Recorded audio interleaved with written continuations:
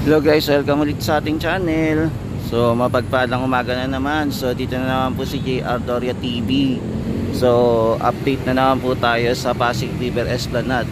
Pero sisimulan po muna natin dito sa Arroceros Park. Ayan, dito po muna tayo. Silipin natin yung Arroceros Park kung kamusta na, kung ano na update doon. Tapos pupunta naman po tayo sa kabilang side naman po ng Quezon Bridge, then MacArthur Bridge. So simulan na natin mga tropa kids. Tara, akyatin na natin ang Quezon Bridge.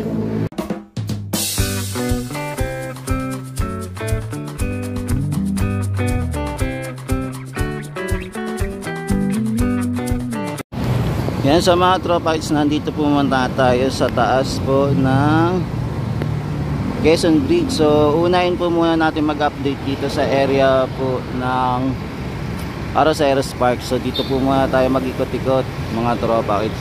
Kaya kung mapapansin nyo po, halos pa kompleto na din po yung mga ginagawang I-beam dito na nakapatong po dito sa pile cap. Ayan, so yung pile cap po natin na sementohan na din po. Ayan, kompleto na. Tapos itong mga I-beam naman po, yan, 100% na po kompleto na nakapatong po sa pile cap.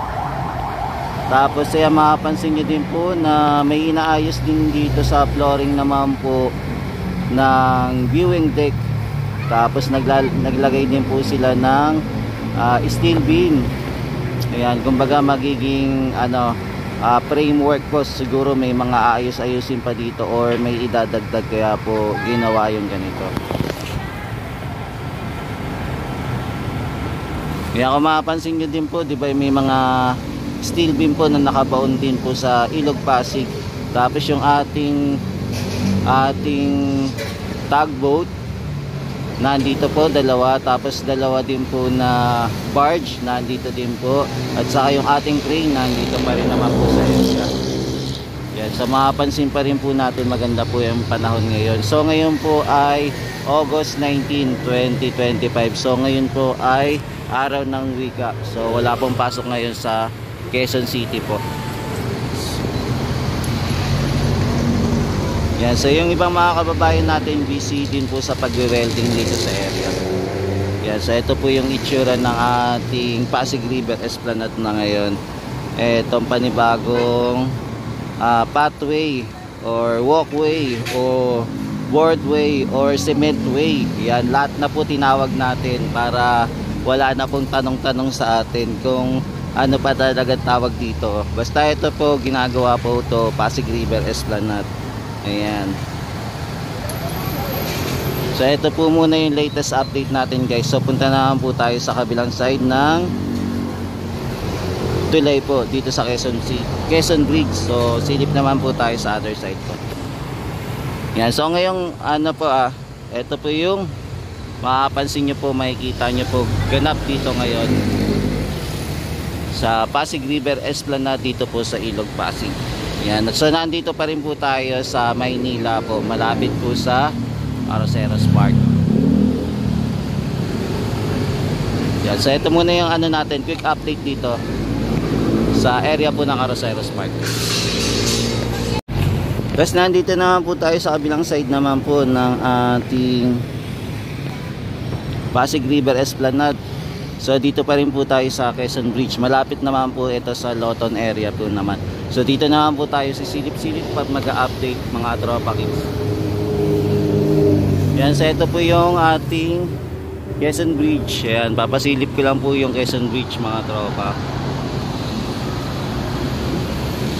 Yan, so ito na po yung ating Quezon Bridge. Hindi naman po ganong ka-traffic dito sa area pagka umakyat naman po kayo ng Quezon Bridge. Ayan, makakatawid-tawid pa naman kayo kung maglalakad kayo dito. Yan, so dito naman sa Pasig River Esplanade natin, inuunti-unti na naman pong binabawasan ating etong mga pilote po ulit. Ayan, binabawasan pala ulit. Kala ko finishing na po ito, hindi pa pala. So babawasan pa rin po pala nila ito.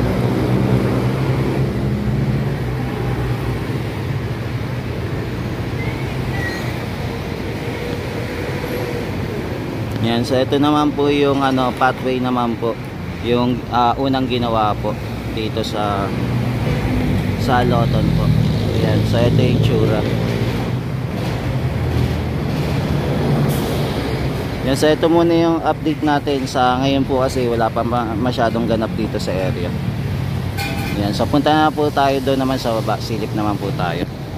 Yan, so dito naman po tayo sa panibagong elevated walkway naman. So dito naman po tayo sa silip-silip mga tropa. Yan, so ito po yung ating footbridge. Yan, isa sa mga footbridge na makakapal po ang bakal, na kung sakaling ito ay kung sakaling ito ay magagawa, grabe, napakatibay po nito, napakakapal po ng bakal.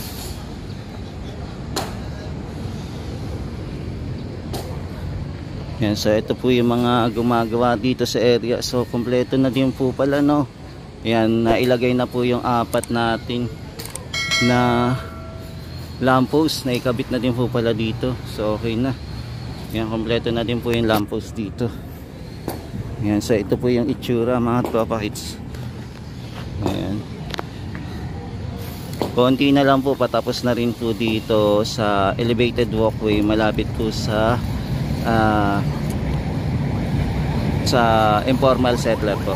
Ayan, malapit po dito, halos pa kompleto na din po yung kanilang ginagawa. Yan, so meron din po ginagawa dito, may binabasag-basag din po. Yan, so ito po yung mga ginagawa-gawa ngayong umagang ito. So punta naman po tayo sa kabila mga tropa. So ayan na, halos finishing na lang po ito. Then idudugtong naman po doon sa kabila naman. Yan, so abangan natin naman po kung kailan naman po ito madudugtong, at tatanggalin po muna ito mga steel sheet pile, or yan, steel sheet na tatanggalin po muna dito para ma-continue na po itong ating ginagawa na pagbabaon po ng pilote dito sa area. Yan, gumaganda na po yung ating boardwalk o elevated walkway. Yan, so ito din po yung area na magiging sakop po ng ating esplanade. So kasama din po ito. Yan, napakalawak po na ito. Kung matatapos po ito yung buong esplanade na gagawin dito sa Arroceros Park, kasama po itong Loton area, itong terminal dito. Ang laki, lawak.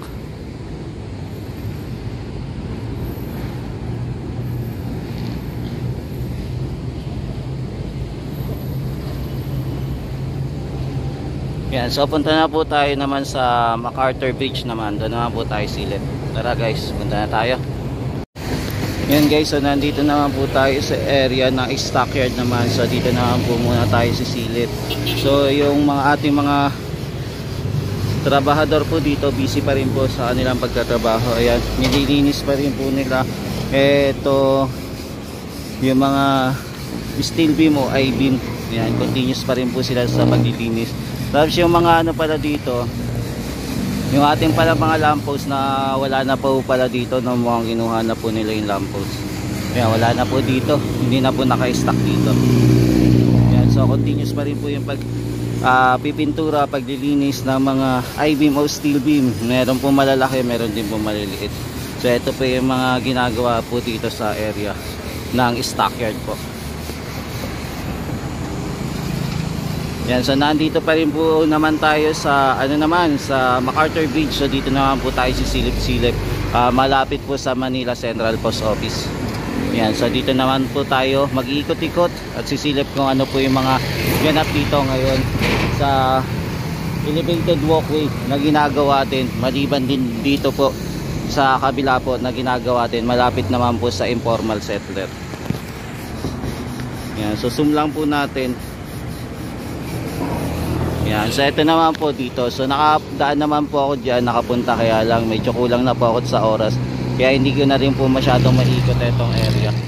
Dito sa elevated walkway o boardwalk o ano man tawag dyan. Basta yan po yan. Ayan, nakasemento po.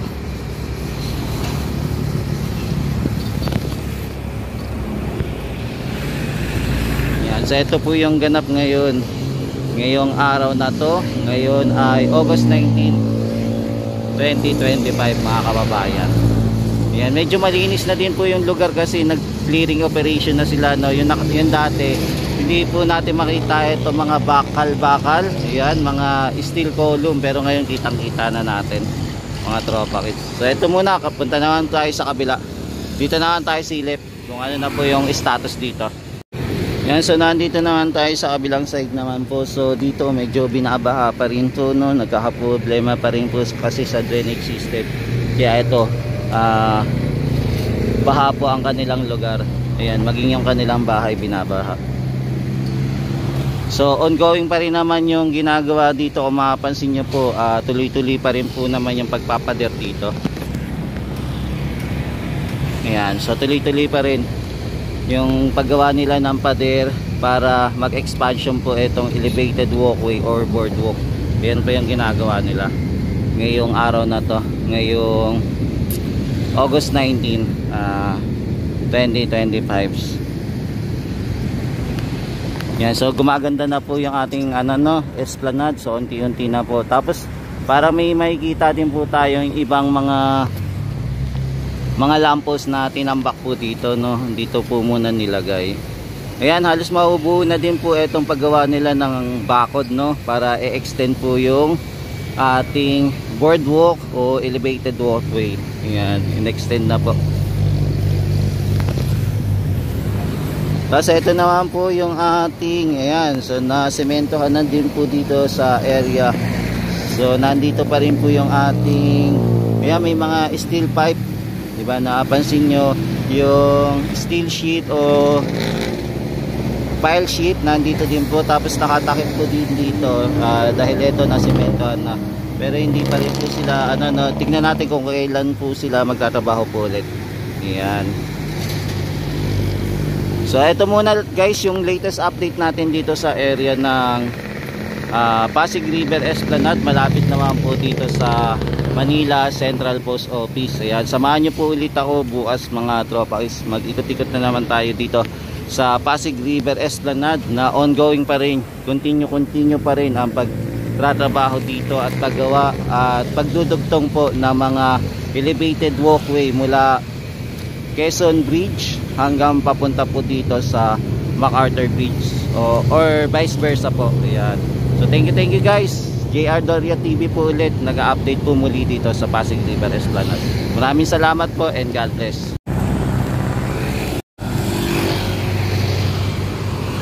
Yan, may pansin din pala tayo dito mga tropa. Pinipinturahan po nila itong mga bakal, yung mga railings po dito sa MacArthur Bridge. Yan, pero wish natin sana maayos po itong yung MacArthur Bridge. Mapalitan po sana yung mga railings dito at malagyan din po ng mga pailaw, no? Na hindi lang po yung pintura yung ginagawa dito. Kumbaga pagpapaganda talaga yung gagawin. Yan, so ito muna yung natin dito naman ganap sa area po ng MacArthur Bridge yung ginagawa po. Ayan.